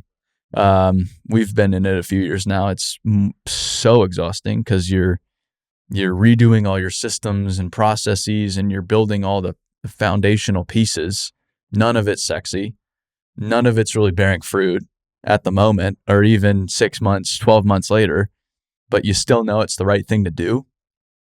And now I feel like you're starting to get into that phase where it's like, all right, let's really make something of all this work that we just put in. And you can see the light at the end of the tunnel, but I have to get out of the perfectionism and also got to make sure I've been able to delegate fairly well throughout my career. Like I haven't held on to things, but there were like this software integration we're doing now, and that I think part of it wasn't fully baked, and I wanted it to be perfect. And then I also had been through one implementation of major software in 2013 and remembered how painful it was. So at times I let the knowledge of that pain maybe cause me to procrastinate, but also then to have Joe, our GPS manager, step in, and we gave him the time, and he's went from helping me with it to owning that piece and becoming a expert at that. And I mean, to the point where the software companies and him are having software development meetings and stuff. But giving up that control when you have good people and trusting that they're going to do it to the best of their abilities, and it may not be perfect, but 80% of something's better than 0% of something, right? So, so it's doing that and just getting past the perfectionist mindset. We want to be excellent, right? But perfection is just that is an animal you really should be careful chasing, because it'll stifle you, I think. Well, and you could argue it's not achievable. Correct. One, and two, it's like, I think that's held back so many people in companies. Yep. So many, especially in construction, because like the path in construction is typically you're the guy, you're really good at building stuff, you start a company, you start to hire some people, but you still want to have your eye on everything, because you still want to maintain that standard that got you to where you are. But then at a certain point, it just, it stifles everybody. It stifles you, stifles your team. It stifles everything going on there. Yeah, we just saw, and I can't remember who showed us the chart. It might have been Benjamin Holgram, or somebody had this chart of something I was watching a video of, and it showed like this curve, and that grit gets you to like a certain point. Sure. And then if you're building your processes right, it actually can get easier for not just you as the owner, but every team member. Yeah. If you get over that grit stage to where you're just that's what we've been doing the last 2 years. Yeah. Now let's build out the processes and have repeatable processes that everybody can apply.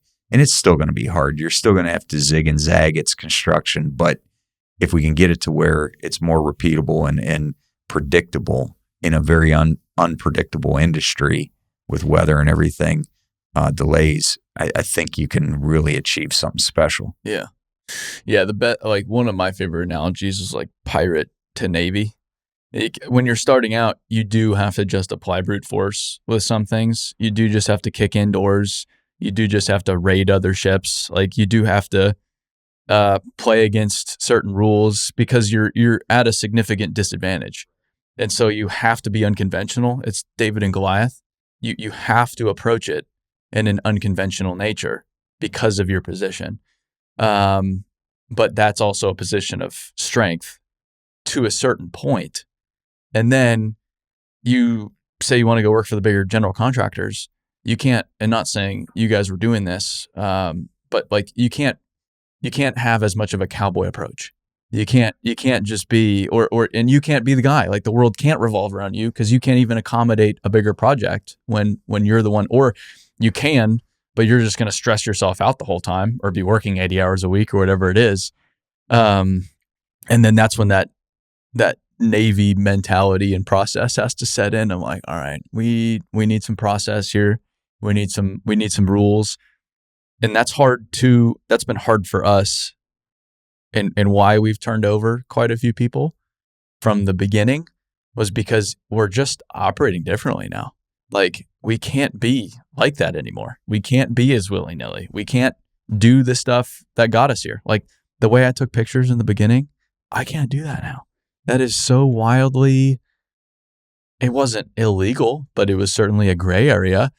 But it's like, it's what I needed to do to get the initial access. I haven't done it in a way long time, even though I still can, but it's like, I know I can't because of the position I'm in now, and the risk is just not worth the reward anymore. And we've done that across our business, and some people just like being a part of, some people just like cowboying, which is fine. That's great. But if you want to grow and evolve, it's just not possible. But then you can go too far in the other direction. That is too sterile, too rules based, and you still have to maintain some sense of fuck you, or for lack of a better term. So it's that balance that's always changing. Well, you don't want to abandon what got you there, but you have to evolve. So you have to. Everybody puts their core values on their walls and mission statements and all that. And I probably sounded negative when I'm saying that, but like we do have that stuff. And so you have to figure out what those are and truly live them, but then still evolve. So you have your core values and what your vision and mission is for your company. And how do you not compromise those? How do you not lose that while evolving and making your company better and modern and all these things. So we were just having that discussion, our leadership, and Joe's going, we got grit, we got this and that. And I said, I agree with you on all of that. But we're actually getting to the point where we're starting to outgrow that. We need to make sure that, man, document management and prints and all these, like this unfun, unsexy part of the business, we got to get all that right, because if I get 28 RFIs and I don't give you the right documents, we're going to be building things wrong and changing. So yeah, we're going to be gritty and tough, and we'll still go, if a customer calls and has an emergency, we'll go tackle that. But then we also got to be this professional, organized, methodical organization that can build projects like with great quality consistently all the time, no matter who's there. Yeah. Matt doesn't have to be on the job.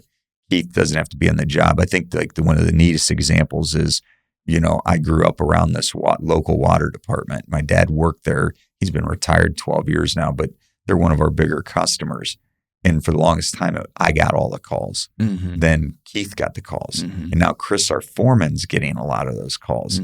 So that's when you are actually building a business and you're not a sole proprietor, is when you're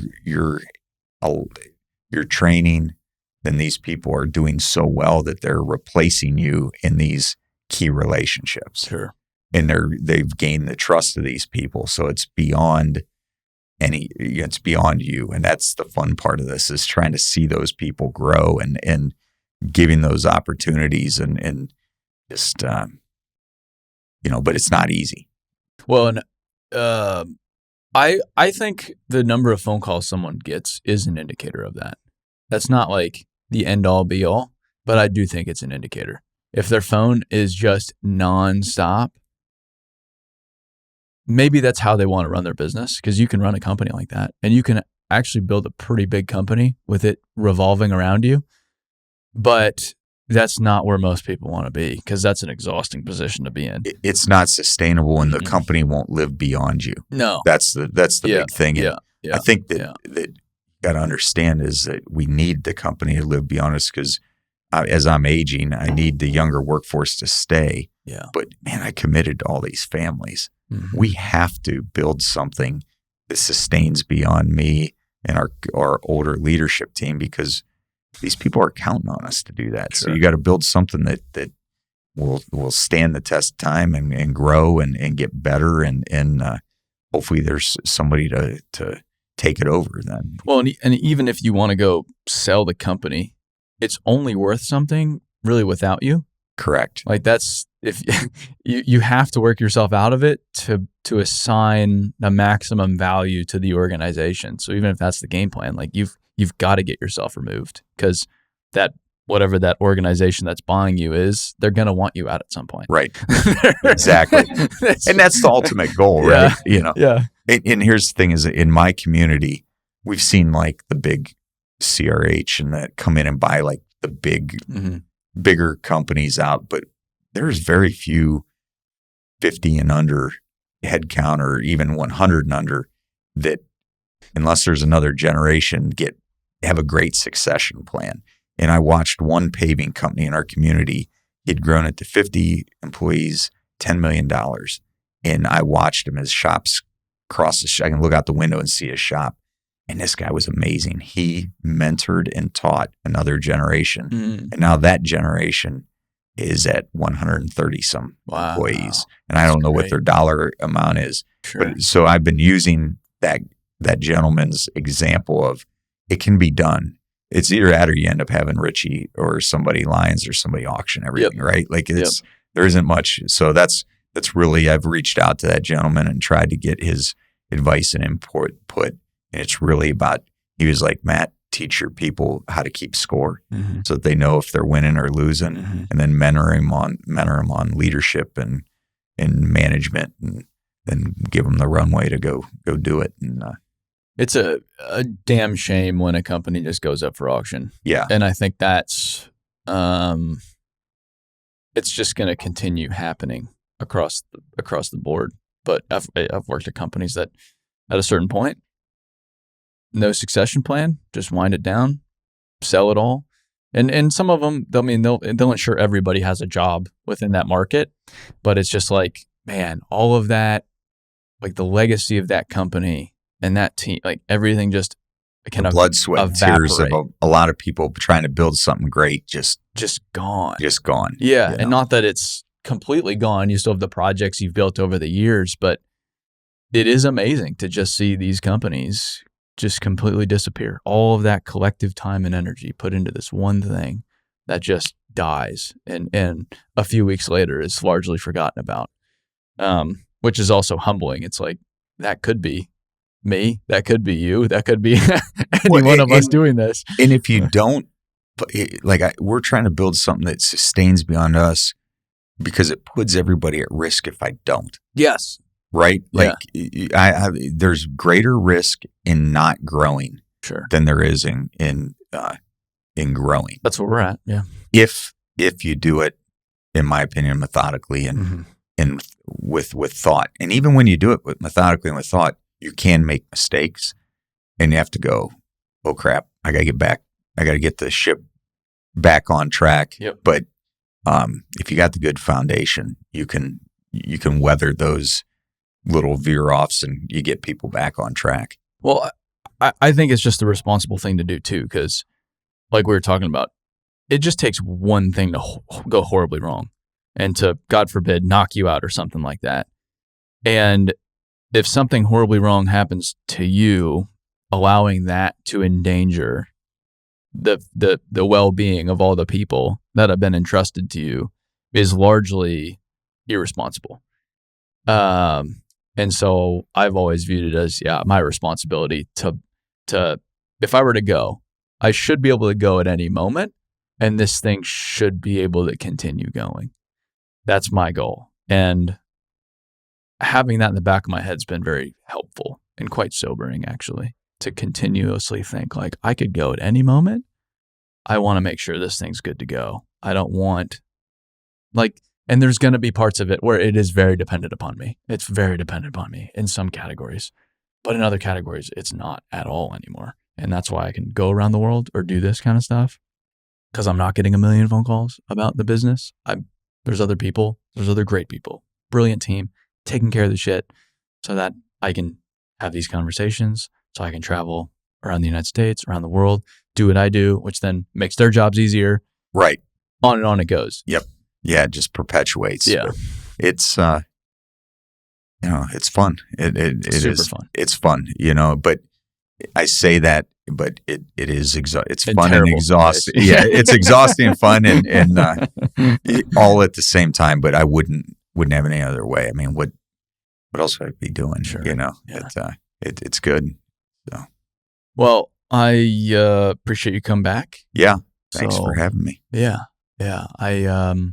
I don't know how this contrasts to our first conversation, but you've certainly learned some things over the past few years. I have too. Yeah. And I don't know. We got more chapters to write. I'm sure there's plenty more. And you're doing great things. So it's fun. I appreciate the opportunity to share our story. And a lot of people reached out after the last podcast, and they're welcome to again. Nice. Just understand that I don't have all the answers, but I will try to help better this industry any way I can. Well, you're almost an empty nester, so you've got your next chapter beginning. You can go back to work. That's what we told the team. We're ready. We're gonna see where we can take this thing. So right on. Well, Matt, thank you. Yeah, thanks. Appreciate the time.